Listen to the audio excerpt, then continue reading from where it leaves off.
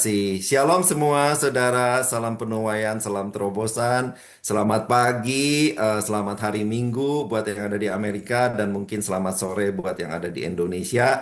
Tuhan baik, amin. Kalau sampai hari ini kita ada, masih sebagaimana kita ada karena masih dikasih kesempatan Tuhan, kita boleh menggenapi rencana Tuhan, ada tujuan Tuhan yang masih bisa kerjakan dalam kehidupan kita. Terima kasih sekali lagi kesempatannya Pak Yongki juga of course buat Tuhan Yesus yang udah memberikan saya kesempatan untuk boleh sharing firman Tuhan, belajar firman Tuhan pada hari ini saudara.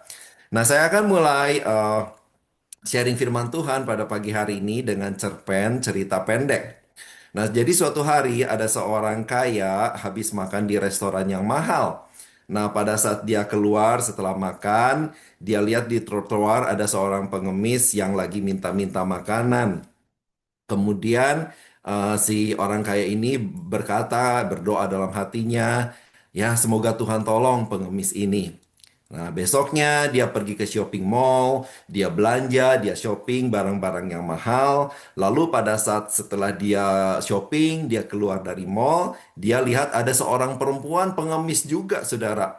Lalu dia berdoa lagi dalam hatinya, Tuhan, semoga Tuhan tolong perempuan ini, kasihan dia.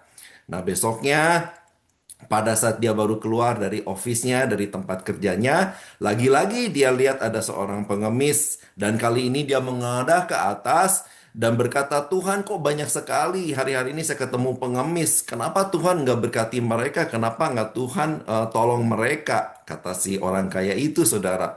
Tapi kemudian di dalam hatinya Tuhan berkata, kan aku udah ciptain kamu. Nah, aku udah berkati kamu, kata Tuhan begitu.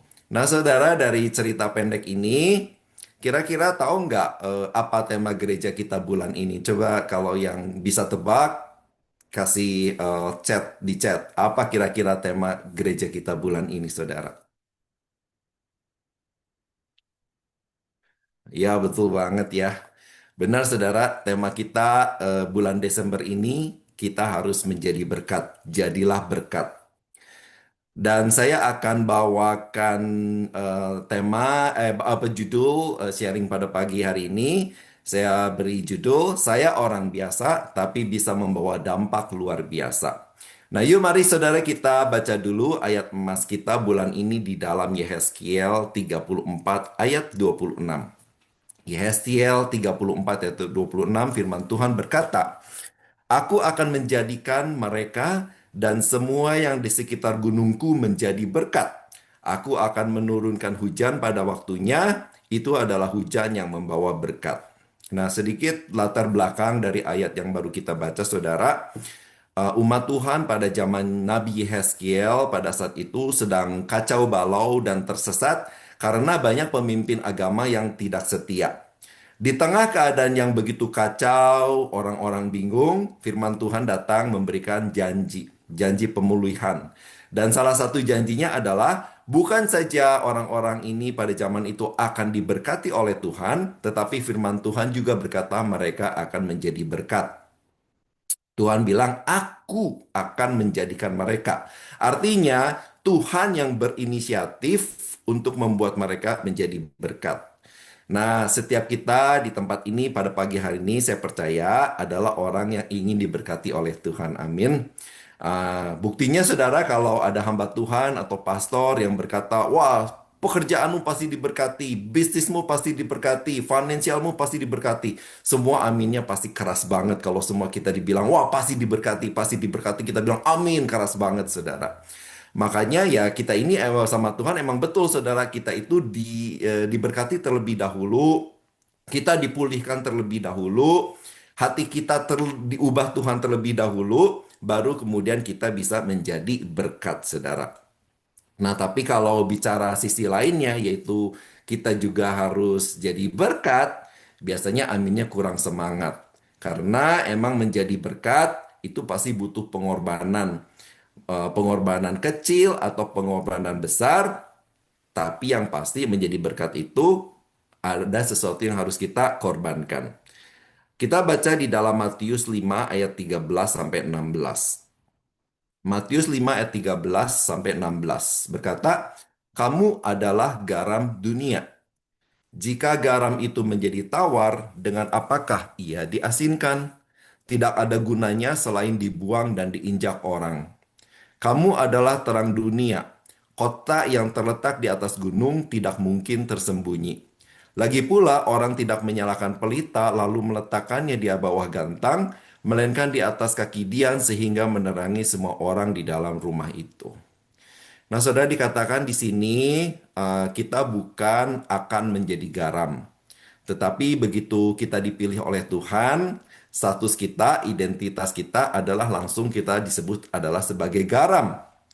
Garam itu dalam masakan sedikit, minoritas, melarutnya pelan-pelan, nggak kelihatan, tapi kehadiran garam itu membuat beda rasa masakan itu, saudara. Jadi demikian juga dengan kita, saudara, keberadaan kita, walaupun mungkin kita minoritas, tapi lambat laun pasti bisa mengubah keadaan. Kita yang memberikan pengaruh dan mengubah keadaan menjadi lebih baik. Demikian juga dikatakan kita adalah terang, saudara. Dan pada waktu itu alat penerangan bukan lampu karena memang belum ada listrik. Tapi waktu itu penerangan adalah pelita atau lilin atau lampu minyak, saudara. Nah, keberadaan lilin atau lampu minyak di suatu tempat itu bisa mengusir kegelapan yang paling gelap sekalipun. Satu lilin aja menyala bisa mengusir kegelapan, saudara. Tetapi pada saat lilin itu menyala, pada saat yang bersamaan lilin itu juga meleleh. Demikian juga dengan lampu minyak, saudara. Pada saat lampu minyak itu dipasang, mengusir kegelapan, tapi juga minyaknya jadi berkurang dan habis. Memang ini yang saudara harus kita sadari untuk menjadi berkat, ada harus yang mau kita korbankan, dan ini yang sering jadi kadang masalah buat kita. Bicara menjadi berkat, bukan hanya bicara berkorban secara finansial aja, saudara, bukan secara uang aja, tapi juga kita berbicara tentang perubahan karakter kita. Kita mau berubah jadi orang yang jujur, yang setia, yang dapat dipercaya, yang sabar, yang rendah hati, gampang minta maaf kalau kita salah, dan gampang memaafkan kalau ada orang yang bersalah kepada kita. Kita juga bisa menjadi berkat lewat perkataan kita, karena perkataan kita kan bisa membangun atau menghancurkan, bisa menguatkan atau melemahkan, bisa memulihkan, bisa juga melukai, bisa membawa keributan atau memedam pertikaian, saudara.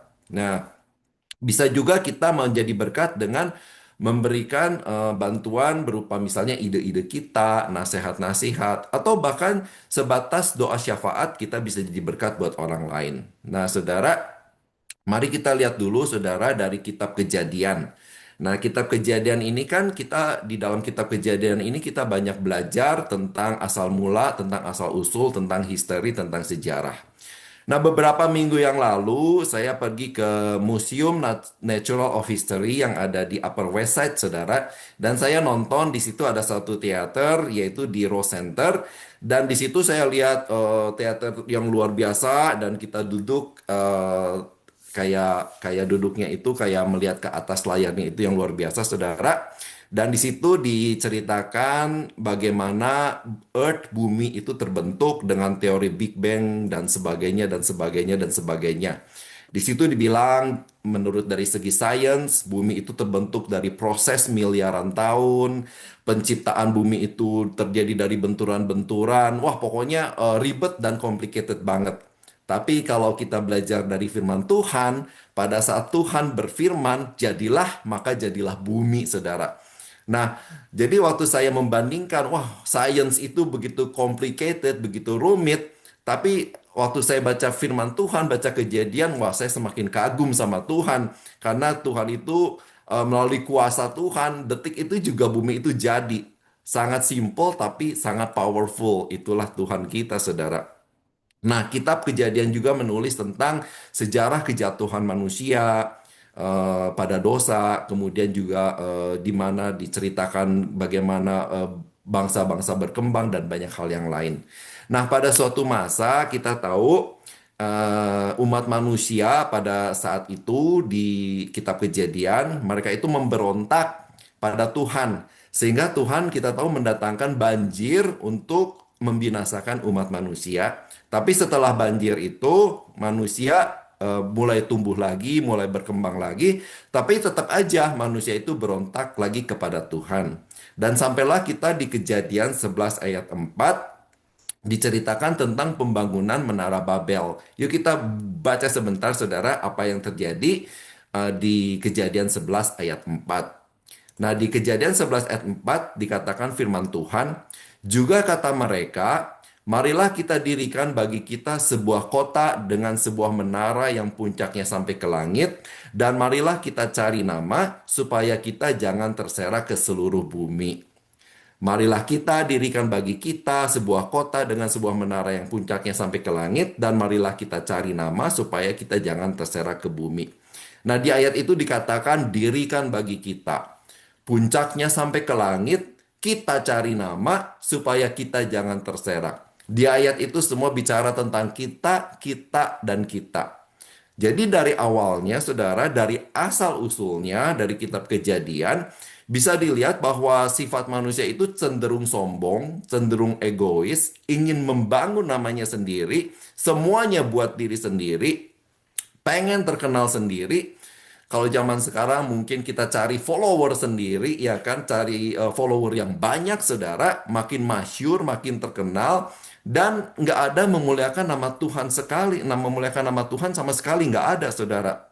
Manusia bilang, ayo mari kita bangun menara yang tinggi sampai ke langit.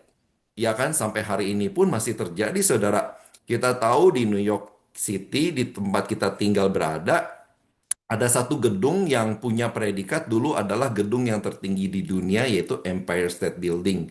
Tetapi sekarang Empire State Building udah kalah sama bangunan-bangunan yang lain karena manusia terus membangun yang lebih tinggi lagi, yang lebih tinggi lagi, yang lebih tinggi lagi. Dan kalau nggak salah sekarang yang paling tinggi ada di Dubai, saudara, Burj Khalifa. Kalau nggak salah itu yang terakhir saya tahu.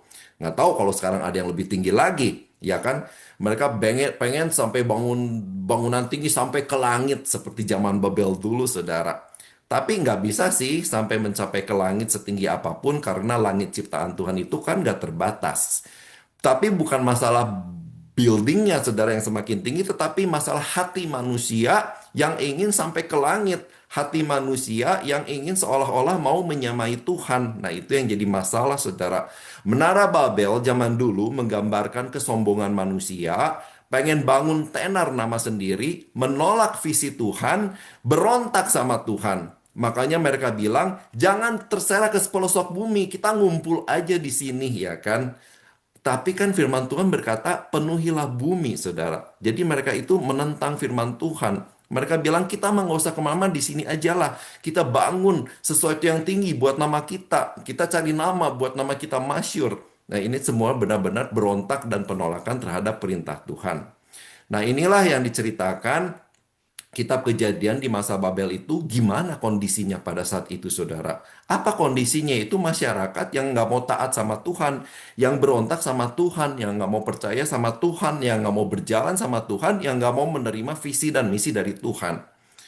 Nah, kita bilang hari ini banyak orang yang nggak taat sama Tuhan. Hari ini banyak orang jahat. Hari-hari ini banyak orang yang udah mulai meninggalkan Tuhan. Tapi sebenarnya dari dulu pun sudah begitu, saudara. Jadi ikut Tuhan dari dulu memang nggak gampang, saudara. Memang dibutuhkan kerendahan hati dan ketaatan, saudara. Karena masyarakat, kebanyakan orang selalu cenderungnya itu untuk memberontak dan melawan Tuhan. Cenderung untuk tidak menghormati Tuhan. Nah, kemarin waktu kita kumpul hari Rabu di rumah Pak Yongki ada Pak Benaya Nares, dan ada satu kalimat Pak Benaya Nares yang membuat tak di hati saya, dan sesuatu perkataan kalimat yang simpel tapi menjadi perenungan buat saya gitu. Nah, Pak Benai bilang begini, kita umat Tuhan emang akan selalu jadi minoritas. Mungkin jumlahnya meningkat, iya. Mungkin menjadi banyak, betul. Mungkin ada pelipat gandaan, betul. Tapi tetap minoritas. Jadi ingat, saudara, seperti ayat firman Tuhan, garam itu sedikit. Minoritas, saudara. Lilin itu satu aja bisa mengusir yang gelap. Tapi itulah fungsi kita, saudara. Walaupun sedikit, kita harus bisa mempengaruhi.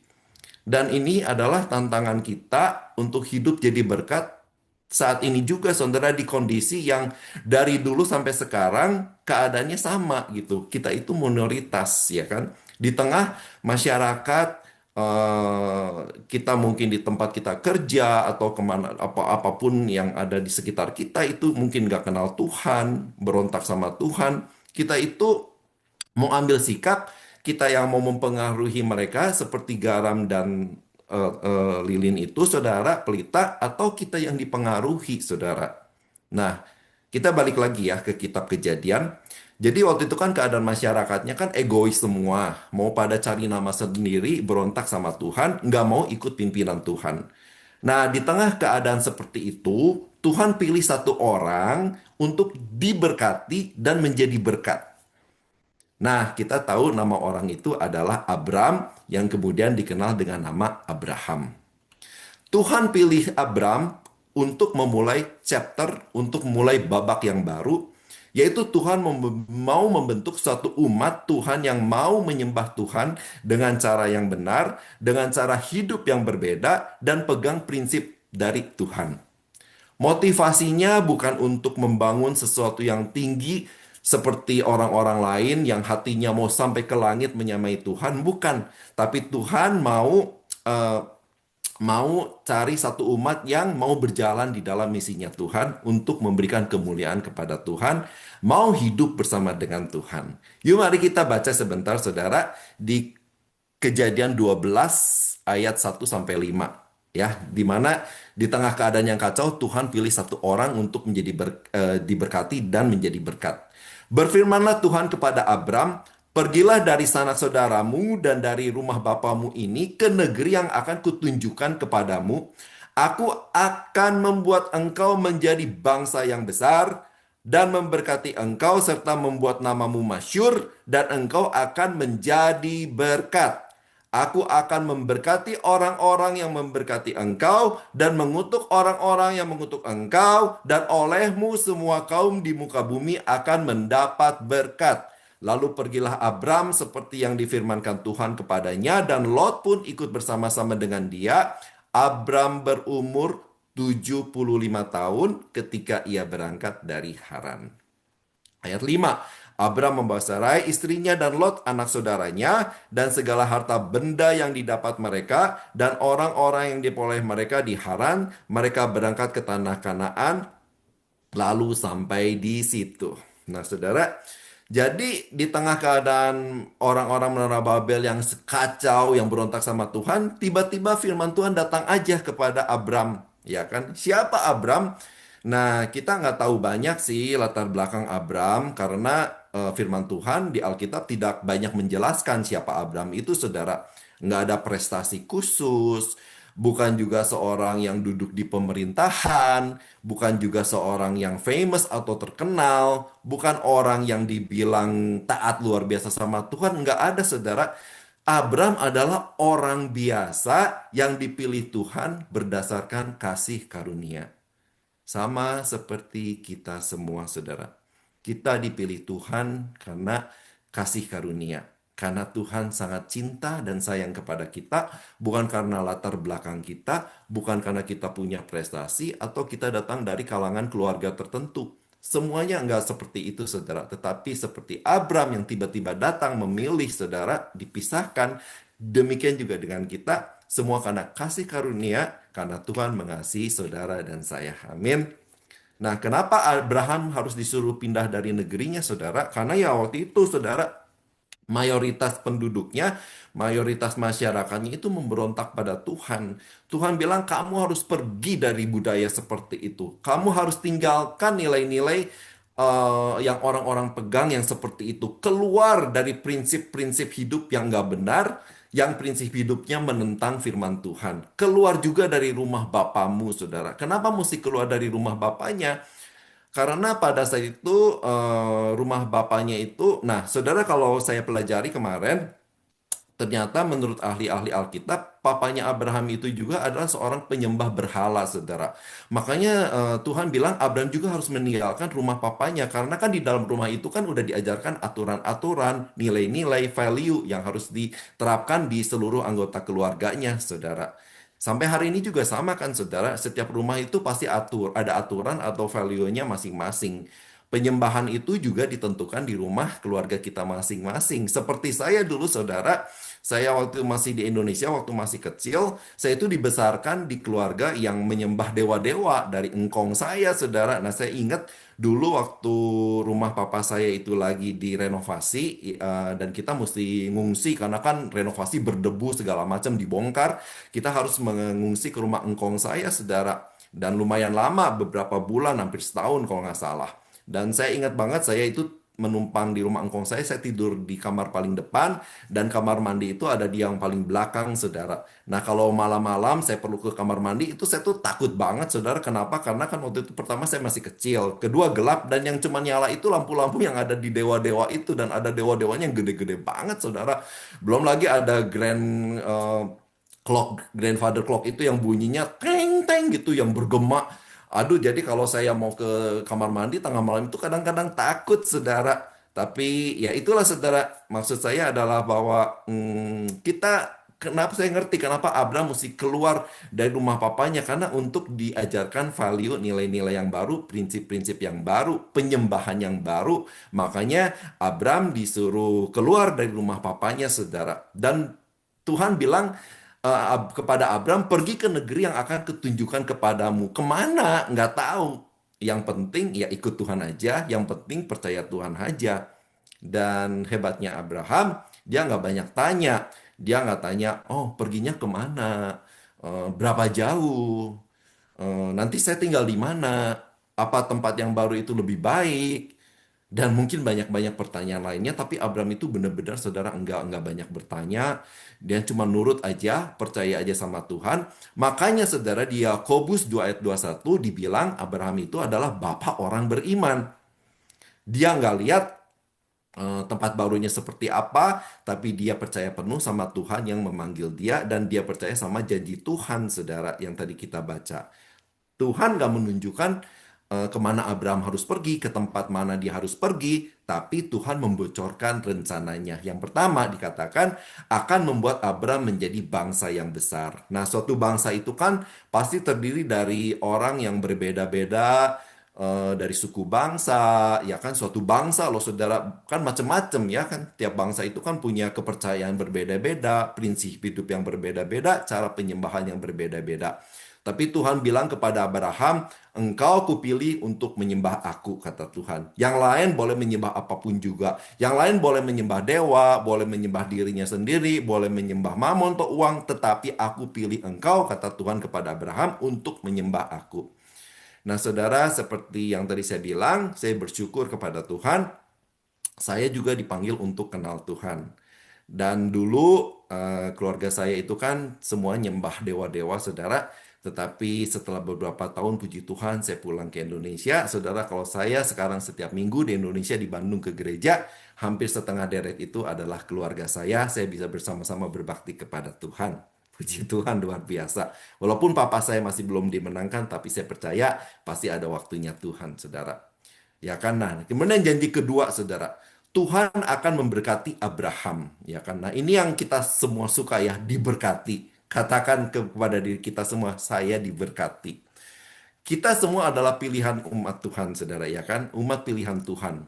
Dan karena kita adalah pilihannya, maka saya percaya kita semua itu diberkati. Kalau ada yang bilang, saya kok nggak merasa diberkati ya, coba cek ulang deh, saudara. Coba ingat semua kebaikan Tuhan. Kita di sini aja boleh beribadah secara bebas di negara yang kita boleh beribadah secara bebas, saudara. Itu adalah udah suatu berkat yang luar biasa, ya kan? Jadi kalau ada yang berkata, aduh, kok saya merasa kurang diberkati ya? Coba cek ulang, saudara. Mungkin kitanya yang belum benar-benar, saudara, terus merasa kurang, saudara. Padahal mungkin Tuhan udah memberi banyak, Tuhan udah memberkati banyak. Tapi mungkin kitanya kurang bersyukur, atau kita nggak sadari, kita take for granted berkat Tuhan, atau mungkin cara mengelola kita yang salah, Hingga Tuhan berkati berapapun, kita tetap merasa kurang, saudara. Tapi percayalah, kita semua dipilih, dicintai, dan diberkati Tuhan. Karena itu adalah janji Tuhan buat kita, saudara. Amin. Seperti kepada Abram. Dan yang ketiga, dikatakan akan membuat nama Abram masyhur atau terkenal. Masyhur itu kan dikenal orang ya, saudara. Nah, kira-kira orang-orang kenal kita itu seperti apa, ya kan? Apa kita itu dikenal sebagai orang yang baik hati, yang murah hati, yang gampang memaafkan, yang setia, yang jujur, atau malah kebalikannya. Nah, waktu Tuhan berjanji membuat nama Abraham masyhur, terkenal, pada waktu itu Abraham nggak tahu sama sekali dan nggak nyangka, ya kan? Sampai hari ini aja kita masih sebut namanya, saudara, masih bahas dan kita masih mengagumi imannya Abraham ini, saudara. Yang pasti Abraham itu namanya dicatat yang pasti ya di Alkitab kita, saudara. Kemudian di ajaran orang Yahudi, di Judaism juga dicatat. Dan juga ternyata di Al-Quran juga dicatat nama Abraham. Jadi itu kalau digabung tuh, saudara, kita yang percaya Tuhan, kemudian umat Yahudi, Judaism, juga Al-Quran, ya kan, Muslim, itu ada nama Abraham itu kalau digabung, wah, luar biasa, saudara, ya kan? Terkenal banget nama Abraham. Nah, demikian juga kita, saudara, pada pada saat kita mau memberi dampak menjadi berkat dalam hal sekecil apapun, kita nggak tahu kalau nama kita itu nanti disebut atau dijadikan kesaksian, ya kan, buat seseorang yang kita nggak tahu udah beri dampak. Orang itu berkata, oh, si ini pernah bantu saya, puji Tuhan, bla bla, seperti itu, saudara. Kita nggak tahu. Jadi apakah kita ini benar-benar pembawa gospel yang benar-benar gospel, atau pembawa gospel yang di Indonesia itu saya dengar gospel itu gosip pelayanan, saudara. Mau yang mana, saudara, ya kan? Nah, kemudian janji keempat, saudara, membuat Abraham menjadi berkat. Nah, ini tema bulan kita, menjadi berkat. Karena banyak orang menjadi terkenal, menjadi masyur, tapi tidak menjadi berkat. Malah ada orang yang terkenal karena reputasi mereka ya jadi penipu, reputasi mereka menjadi kriminal dan kriminalnya kelas dunia. Orang membicarakan mereka terkenal bukan karena kebaikan mereka, tapi karena perbuatan yang tidak baik, karena kejahatan-kejahatan, saudara. Nah, itu kan terkenal tapi tidak jadi berkat, saudara. Tapi kita dipilih untuk jadi berkat, saudara. Abraham juga tahu sejak pertama dia dipanggil untuk menjadi berkat, bukan semuanya untuk dikumpulkan untuk dirinya sendiri, saudara. Demikian juga dengan kita, kalau mungkin dulu kita diajak untuk kenal Tuhan, dibilanginnya begini, saudara. Ah, kamu ikut Tuhan pasti kamu diberkati. Betul, saudara. Kamu ikut Tuhan kamu pasti maju. Betul, saudara. Kamu diberkati supaya diprotek bisnis kamu. Betul, saudara. Supaya kamu hidup kamu lancar, benar. Supaya keluargamu dijamin sama Tuhan, benar. Tapi cuman kalau sampai saat itu cuma setengah benar, saudara. Dan akhirnya yang tertanam di pikiran kita, ikut Tuhan itu buat kenyamanan kita, untuk kumpulin berkat. Jadi nggak ada pikiran untuk menjadi berkat buat orang lain, saudara. Nah, jadi bulan ini kalau kita masih punya value atau pemikiran seperti itu, bulan ini mindset seperti ini akan Tuhan ubah, bongkar, supaya kita itu tahu bahwa kita diberkati Tuhan untuk menjadi berkat, saudara. Ingat sekali lagi, berkat itu bukan soal finansial aja, tapi bisa juga perhatian kita, waktu kita, kita kasih saran, bahkan berdoa syafaat buat orang lain, saudara. Nah, saudara, kalau kita perhatikan ini semua, ya kan, janji Tuhan kepada Abraham, akan menjadikan engkau bangsa yang besar, memberkati engkau, menjadikan engkau masyur. Ini kan sebetulnya awalnya juga semua yang orang-orang cari pada saat mereka mendirikan Babel, saudara. Semua orang yang cari pada saat mendirikan Babel, menara Babel, sekarang Tuhan berikan. Tuhan bilang kepada Abraham, nih aku berikan semua yang orang-orang cari kepadamu, tapi dengan tujuan dan motivasi yang berbeda.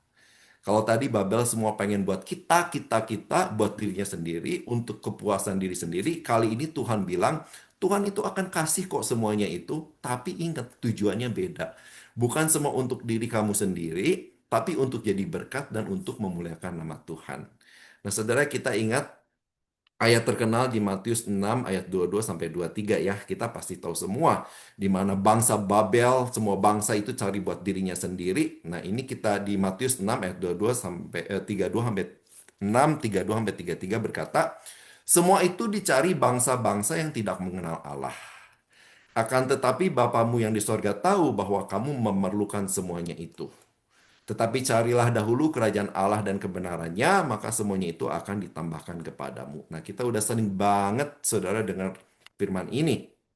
Jadi, sistem Babel dengan cara pemikiran mereka, dengan kekuatan mereka sendiri, dengan prinsip mereka sendiri, cari dengan motivasi sendiri, semuanya untuk kita.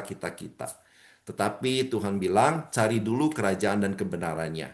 Di mana yang ini kita lakukan dari minggu ke minggu, saudara, dan kita belajar, mempraktekkan, dan melakukan apa yang kita dengar, maka pada saat berkat Tuhan datang, itu berkat Tuhan nggak akan menghancurkan kita, berkat Tuhan nggak akan merusak keluarga kita, nggak akan menjauhkan kita dari Tuhan, tetapi justru berkat itu semakin menyadari bahwa semua kasih anugerah dari Tuhan, supaya kita diajarkan bagaimana untuk mengelola berkat itu, kita juga bisa menikmatinya, dan kita juga bisa menyalurkan lagi berkat Tuhan yang sudah kita terima, saudara.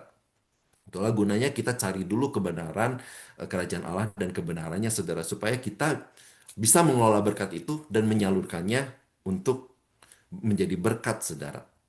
Lanjut ke janji yang kelima dan keenam.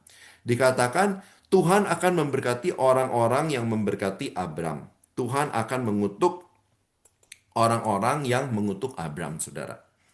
Saudara, ini bicara tentang, waktu saya renungkan, ini adalah perlindungan Tuhan yang luar biasa.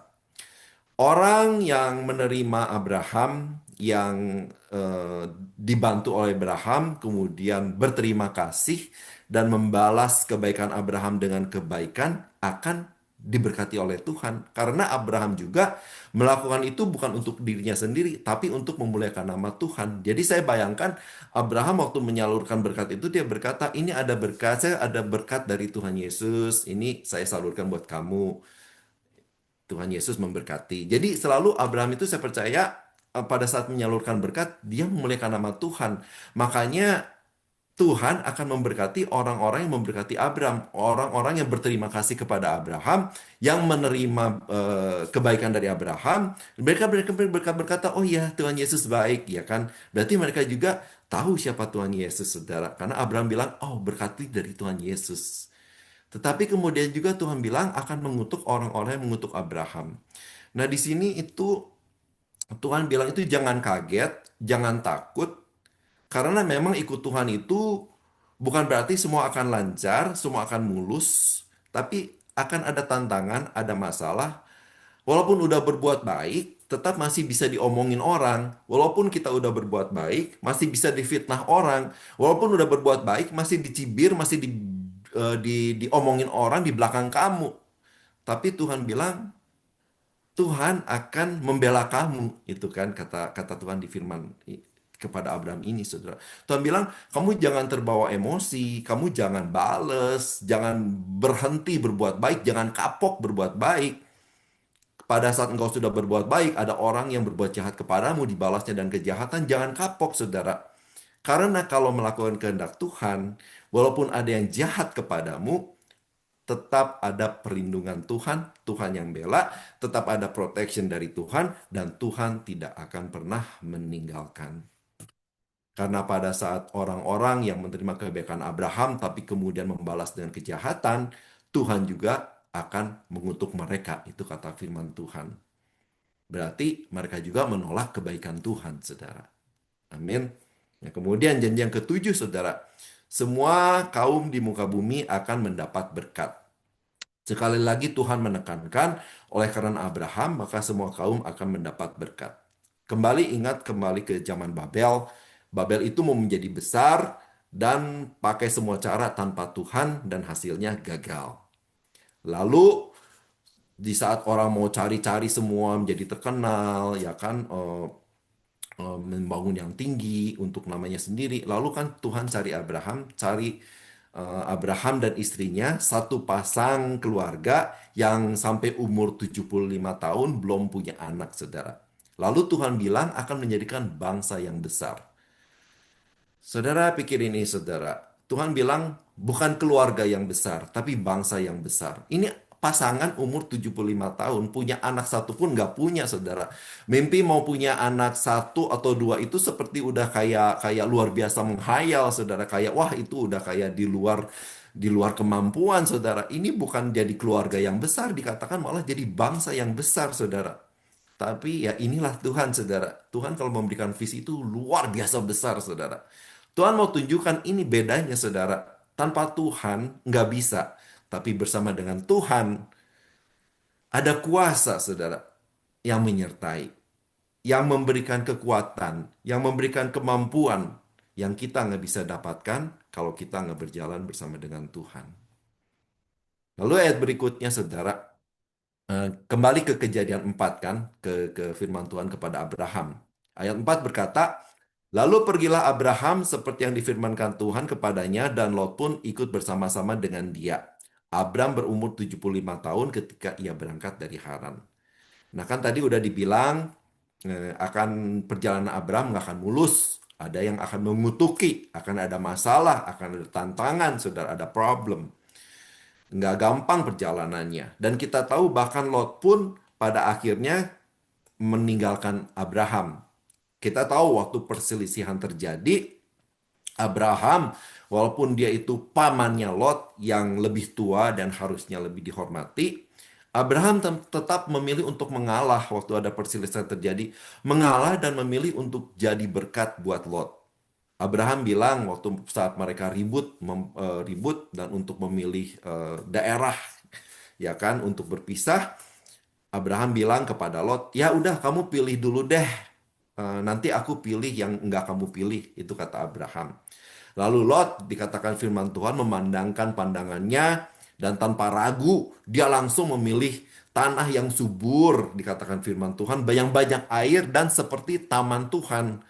Abraham cuman mungkin waktu udah dengar si Lot pilih seperti itu ya, aduh mungkin dia cuma ngelus dada ya, aduh ini si Lot udah aku bawa, udah di take care ya kan. Sekarang begini sifatnya, saudara. Mungkin dia cuma bisa ngelus-ngelus dada. Saudara, kalau kita jadi Abraham gimana coba? Panas nggak hati kita, saudara, ya kan? Tapi Abraham itu luar biasa. Dia bilang, nggak apa-apa. Kamu pilih yang semua yang bagus itu nggak apa-apa. Aku pilih yang ya udahlah, yang enggak, yang kalah subur, yang kelihatannya tandus, saudara. Tetapi kita tahu, saudara, dengan mengalah dan memilih untuk menjadi berkat, disitulah Tuhan berada. Disitulah Tuhan ada, saudara.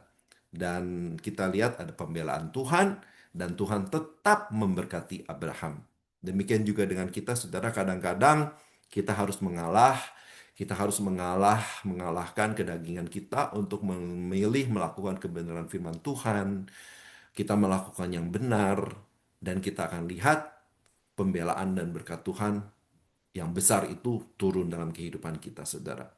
Abraham belajar terus untuk berjalan dengan iman tanpa melihat keadaan sekitarnya. Kalau dia lihat yang dipilih Lot, wah luar biasa baik. Mungkin dia kesel, dia menggerutu, enggak, saudara. Dia berjalan dengan iman tanpa lihat kenyataan yang dilihat matanya, saudara. Di dalam Alkitab, saudara, di dalam Alkitab itu yang dipanggil kan bukan cuma Abraham ya. Kita tahu Musa juga dipanggil.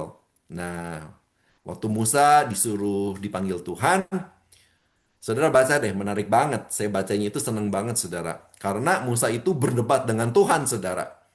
Musa itu bilang waktu Tuhan pilih Musa, Musa bilang, aduh jangan saya lah Tuhan. Tuhan jelasin lagi. Kemudian Musa bilang lagi, aduh saya mah nggak pandai bicara lah Tuhan. Tuhan jelasin lagi. Terus ngeyel, sudah terus jangan saya lah. Baru setelah berdebat-berdebat dan Tuhan agak marah, baru Musa mau pergi. Kemudian juga ada Yunus, saudara. Yunus sih nggak berdebat, saudara. Yunus nggak ngomong apa-apa, tapi langsung ngacir, kabur, saudara. Sampai Tuhan, kita tahu Tuhan memakai ikan yang besar untuk menyadarkan Yunus, dan akhirnya Yunus mau, saudara. Tapi Abraham mah taat, saudara. Ya mungkin sampai hari ini, pada saat Tuhan memanggil kita, saya tahu kadang saya itu seperti Musa, saudara, ya kan? Karena kita itu kadang pada saat Tuhan memanggil kita untuk jadi berkat, kita itu tahu kadang nggak gampang. Harus keluar dari zona nyaman kita, harus keluar dari kenyamanan kita harus mengalahkan keinginan kita sendiri. Jadi mungkin ada yang bersikap seperti Musa, selalu berdebat dan berkata, Tuhan, jangan sayalah, saya belum siap, saya mah nggak bisa apa-apa, saya nggak punya apa-apa, belum ada yang bisa dibagikan. Atau ada yang juga seperti Yunus, saudara. Mungkin Tuhan udah berbicara di hati kita, tapi kita selalu mengeraskan dan menghindar, lari terus, saudara. Tapi yuk, pada pagi hari ini kita belajar seperti Abraham, taat dan berjalan dengan iman tanpa syarat. Walaupun mungkin Tuhan panggil kita keluar dari zona nyaman kita mau taat, yuk keluar dari zona nyaman kita, saudara. Bukan mencari yang nyaman, keadaan nyaman buat diri kita sendiri, tapi mau turut maunya Tuhan. Seperti tadi, saudara, kalau kita turut maunya Tuhan, Tuhan ada di sana bersama dengan kita. Dibandingkan kita selalu berontak, kita mau di tempat berada di mana kita mau berada, tapi di sana nggak ada Tuhan, saudara. Kemudian pada saat Tuhan sudah memberkati Abraham dengan seorang anak, kita tahu Ishak, saudara, dan suatu hari Tuhan meminta Ishak untuk dikorbankan. Abraham juga kasih, saudara, ya kan? Mungkin ada pergumulan, saya nggak tahu prosesnya gimana dalam hati Abraham, saudara. Pasti ada sedih, pasti ada pergumulan. Karena satu-satunya yang berharga, lebih berharga daripada hartanya, diminta oleh Tuhan dan dia berikan kepada Tuhan, saudara. Jadi kita lihat di sini buat Abraham, yang penting bukan berkatnya, yang penting bukan apa yang dia dapat dari Tuhan. Tetapi yang penting bagi Abraham, dia ada selalu berada di tempat di mana Tuhan berada. Itu yang paling penting, saudara. Ya, biar hari ini Tuhan menemukan hati kita mau belajar seperti Abraham, mau berada di tempat Tuhan berada, walaupun itu adalah kita harus keluar dari zona nyaman kita, saudara. Kita diberkati untuk jadi berkat, taat, selalu taat di dalam iman. Nah, saudara, kenapa kita belajar tentang Abraham pada pagi hari ini? Saya akan tutup dengan ayat di Galatia 3 ayat 14. Galatia 3 ayat 14 berkata, Yesus Kristus telah membuat ini supaya di dalam Dia berkat Abraham sampai kepada bangsa-bangsa lain, sehingga oleh iman kita menerima roh yang telah dijanjikan itu. Berarti di dalam Tuhan Yesus, janji Tuhan pada Abraham yang luar biasa itu bisa sampai pada saya dan saudara. Artinya, kalau Tuhan pilih Abraham dan memberikan 7 janji yang luar biasa, itu juga berlaku buat saya dan saudara. Kalau Tuhan pilih keluarga Abraham, maka Tuhan juga memilih keluarga saya dan saudara. Saudara, Abraham itu nggak melihat sebagian janji Tuhan itu digenapi karena dia keburu meninggal, saudara. Dia nggak lihat namanya masyur, ya kan? Mungkin waktu itu cuma beberapa orang yang kenal dia. Dia nggak lihat dia akan jadi bangsa yang besar.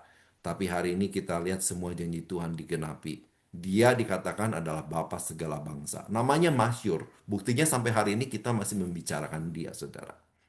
Kadang hasil janji Tuhan nggak bisa kita lihat langsung, saudara.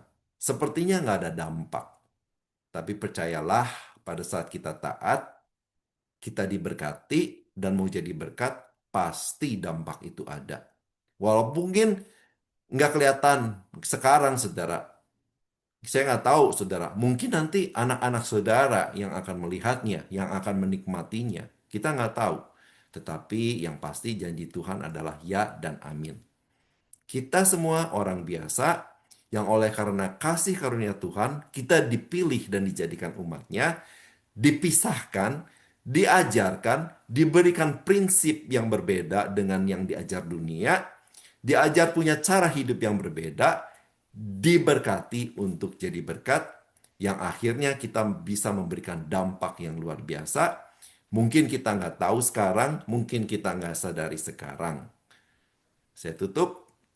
Mari kita baca sama-sama slide terakhir ini, saudara. Kita baca sama-sama ya, dengan keras ya, saudara. Saya adalah orang biasa yang bisa membawa dampak luar biasa. Amin. Tuhan Yesus memberkati.